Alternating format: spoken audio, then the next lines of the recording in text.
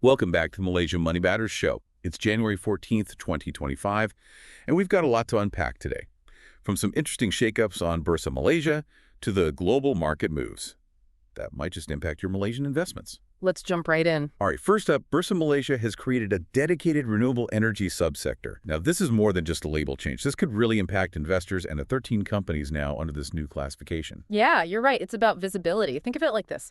You're an investor specifically looking for sustainable companies. Suddenly, you've got this nicely organized list. BM Green Tech BHD, Cypark Resources BHD, Eden Inc. BHD, Elridge Energy Holdings BHD, Kinergy Advancement BHD, Mega First Core BHD, New Energy Holdings BHD, Pekat Group BHD, Renewable BHD, Samaiden Group BHD, Solarvest Holdings BHD, Sunview Group BHD, and Trive Property Group BHD. Easy to find, easy to research. And that spotlight could translate into real growth for these companies. More investors mean potentially more funding, and ultimately a bigger slice of the pie. But speaking of big wins, Gamuda just snagged a major piece of the Penang Light Rail Transit project. We're talking over RM8 billion. This is the Mutiara Line, a 24-kilometer stretch from Kamtar to Island A of the Penang South Reclamation Project, with 19 stations planned. It's a big step towards tackling Penang's infamous traffic snarls, and a potential game changer for both Gamuda and the people living there. Now let's talk about a company facing potential challenges but remaining optimistic. YTL Power, despite those looming U.S. restrictions on AI chip exports, seems confident about their partnership with NVIDIA for AI data centers. Yeah, they're betting on the fact that U.S. hyperscalers, including NVIDIA, might not be subject to the same export limits that might apply to Malaysia as a Tier 2 country. Plus, YTL Power was specifically named by NVIDIA as a partner for their DGX Cloud AI platform. That kind of direct collaboration might give them an edge. It's like being in the VIP section, even if the general admission line is a bit slow. But before we get too deep into international news, let's do a quick rundown of other interesting company updates. Fire away. All right, first we have A1 AK Co Group, the premix soup maker planning to spice things up with an IPO on the ACE market. Then there's Kim Lin Corp.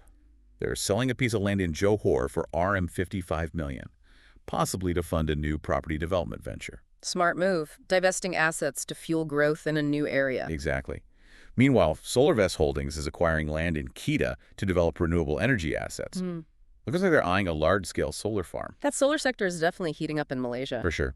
In the world of finance, KAF Digital Bank has gotten the green light to start operating, adding to the wave of digital banks transforming the financial landscape here. Finally, Guangchong Bai today is making a global move, acquiring a stake in an Ivory Coast cocoa firm for RM130 million. Securing a foothold in a key cocoa-producing region. Very strategic. So much happening in the corporate world. But now let's zoom out to the bigger picture, starting with those U.S. AI chip export restrictions we touched on earlier. These restrictions are creating uncertainty in the Malaysian market. The proposed three-tiered system from the U.S. has Malaysia in Tier 2, which could mean limited access to advanced AI chips. And both the Semiconductor Industry Association and NVIDIA have voiced concerns about the potential impact on innovation and economic growth, not just for Malaysia, but globally. Their argument is that restricting access to these chips could stifle progress. However, some Malaysian companies are exploring ways to potentially bypass the restrictions. One way is to secure validated end-user status, meaning they adhere to U.S. government security requirements, which could give them a pass on those chip volume limits. So there's a potential workaround. But it definitely adds complexity. Now shifting gears to another major international development, we have to talk about the incoming Trump administration and the potential economic ripples.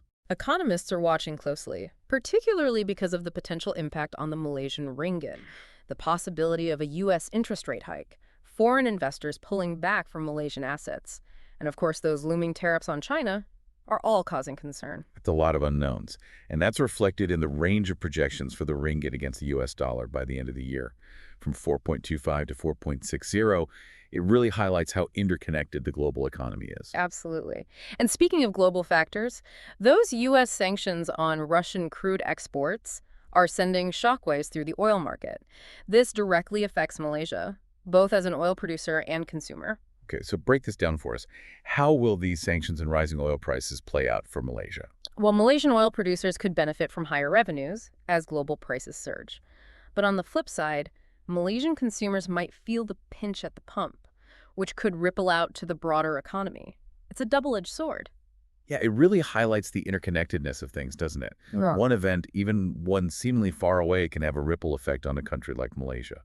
And speaking of connections, let's loop back to those companies, now classified under the new renewable energy subsector.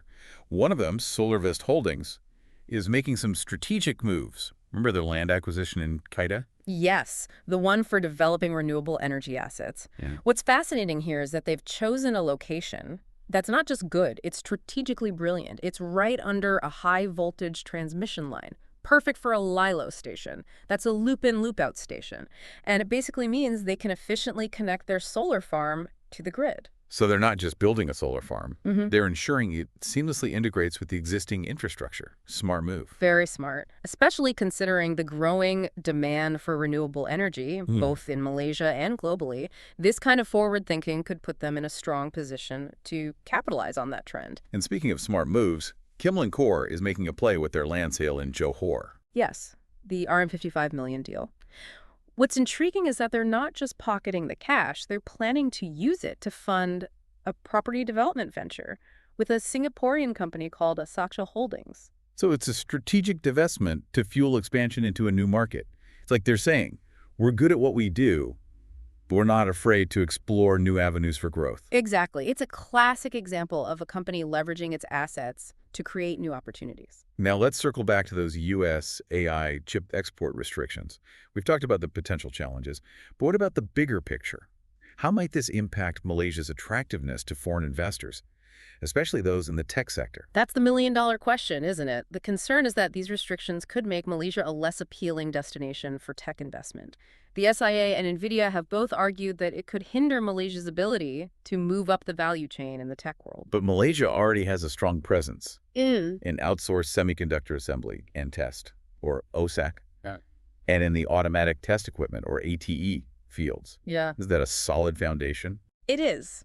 However, the worry is that these restrictions could create a ceiling for Malaysia's tech ambitions.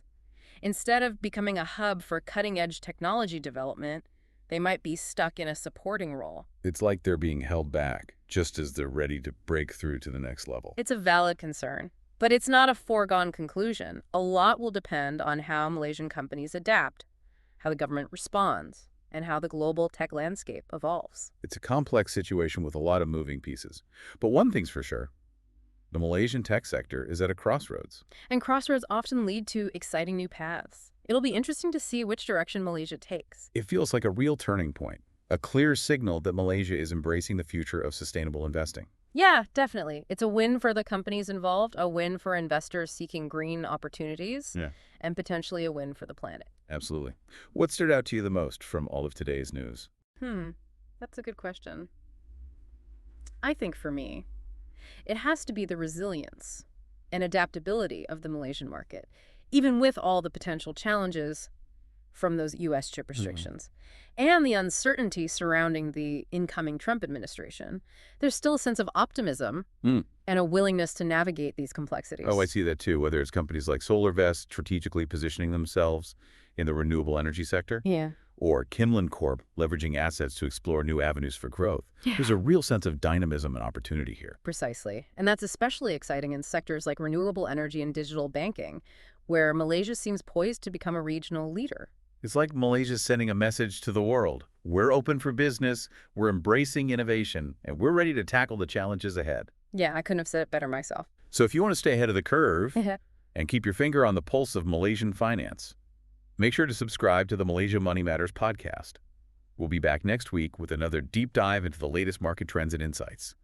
Until then, happy investing. And remember, knowledge is power, especially in a market as dynamic as Malaysia's. Hey there, thanks for tuning in. If you would like a deeper dive into all the investment opportunities from today's news, subscribe to my newsletter at moneymatters.substack.com. I will be sharing a deeper analysis of the key investment opportunities from today's news, including what makes these opportunities stand out and how they fit into the broader market trends.